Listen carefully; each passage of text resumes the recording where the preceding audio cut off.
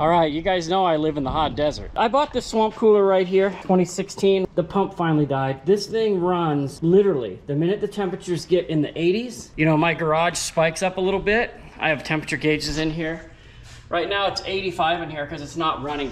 But when it's running and it's 100 degrees outside, it's like 75 in here and it's beautiful. It provides moisture in here. Say all that to say this, I'm tearing it all apart. I bought this extra pump when I bought that swamp cooler 10 years ago. The pump finally died. I'm gonna put a pump in it, clean the whole thing out, back flush all of these elements here, and then all of the hoses I'm gonna take and blow compressed air through and just give the thing a tune-up, because this thing's my friend. I've often thought about getting a wall unit mounted here and boring a hole and just have it come in here and then put some up ducts in here and blow it up into the attic. I'll probably do that like the day before I move.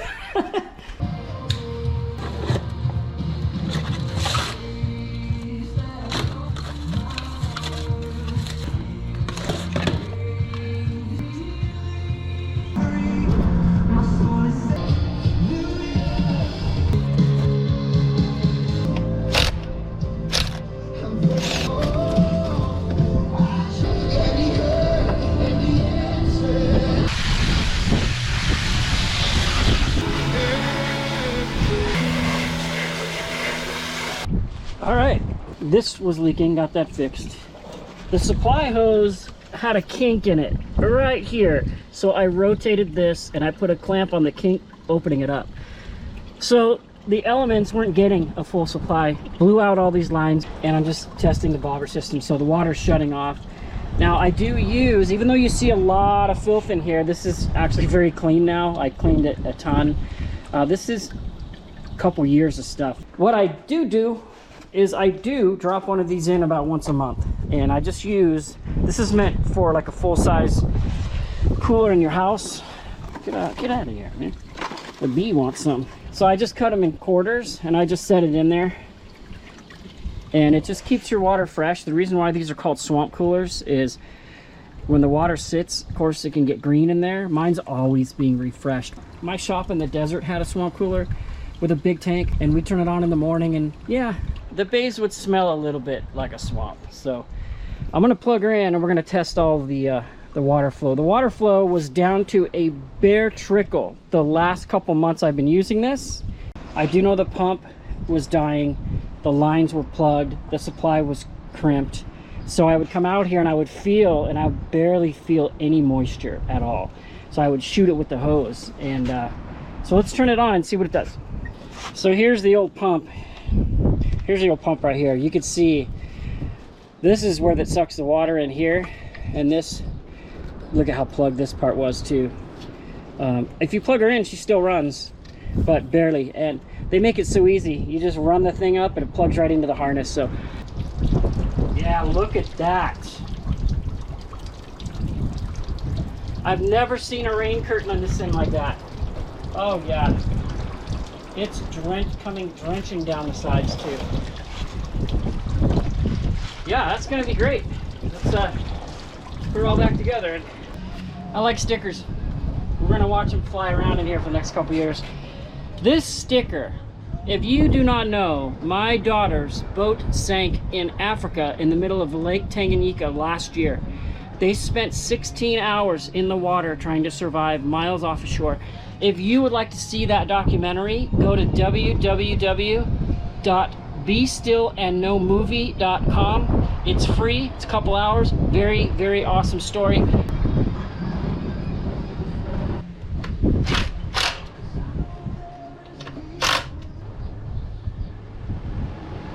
All right, did you get it all fixed? Did you get it all fixed? Thanks, buddy. All right, it's all fixed. Everything's working. Got her all back together. Let's take a reading. 73 on the back. Take a reading here.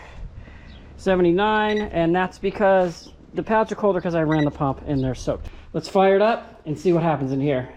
It is 90 degrees in here. I'm gonna turn on that swamp cooler and we're gonna see the difference that's gonna make. Let's break it up.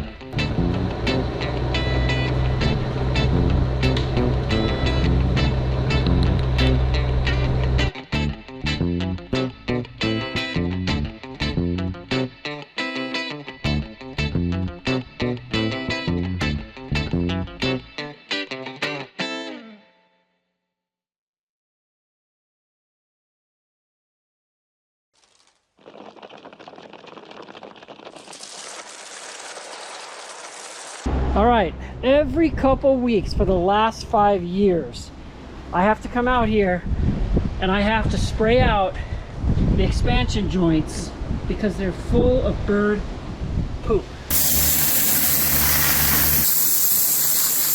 Disgusting, disgusting. So just the other day, before I decided to do the roof, I was cleaning again for guests to get the house ready for pool parties. So I was sitting here thinking how much water I've wasted in the 4 or 5 years I've been doing this 50 times a year.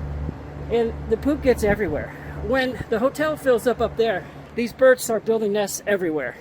Right there. Had to put a bottle there. There was a nest behind there. Got that cleaned out. Bird poop covered over everything here. I had to take this light down. They had a nest there. Bird poop covering here. Socket here where power comes out for a fan out here or lights. They're nesting there. They nest and they try to nest in this corner and then poop everywhere. Both of these lights I had to bust. There's even bird poop still there. The last one. Again, not complaining. I'm very, very stoked at what today means, you guys. This is a big deal for me. So not only do I get my swamp cooler fixed, the poop is gone. Look, even on my fence post, this is after I sprayed it. It's just a few days ago. They just poop on everything. Everything. Everywhere. More everywhere. Everywhere. Everywhere. Everywhere. I even had to build that screen because birds would just land right there in the water and take baths all day, and guess what would be at the bottom of that pool? Hundreds and hundreds of poops. Okay? Every expansion joint on this concrete gets full of bird poop. Here's another example. Look at all this. Before we have guests, I spend an entire day cleaning the bird poop out of all the expansion joints. Not complaining. Today is a great day. Today is an amazing day because the reason why that was happening is every ridge on my roof, every ridge tile on the entire roof, from the top to all the ones slanting down, birds have been living under there since 2006. There were hundreds of birds living there. And I've tried everything. I've tried shooting them. I've tried poisoning them. I've tried everything. And a couple things kind of worked in the past. But what we just had done was, here's some pictures. I actually talked to a couple different roofing companies that wouldn't come out and do anything about it. But I met a guy in my church named Angel. Here's his roofing company. He came out here. They lifted every roof tile and cemented those cracks in. And do you see a bird here today? Normally there are literally like 30 birds all there all day. So my pool full of bird poop one year, so bad I had to drain the pool because the phosphates were so high because of the bird poop. So I'm cleaning these cracks for the last time, you guys. I'm sure there'll be more stuff from little birds here and there, but not the generations and generations of birds ever again. In fact, you see my gun sitting right there. I keep the gun out here because when I barbecue, I pluck birds off. I sit right here.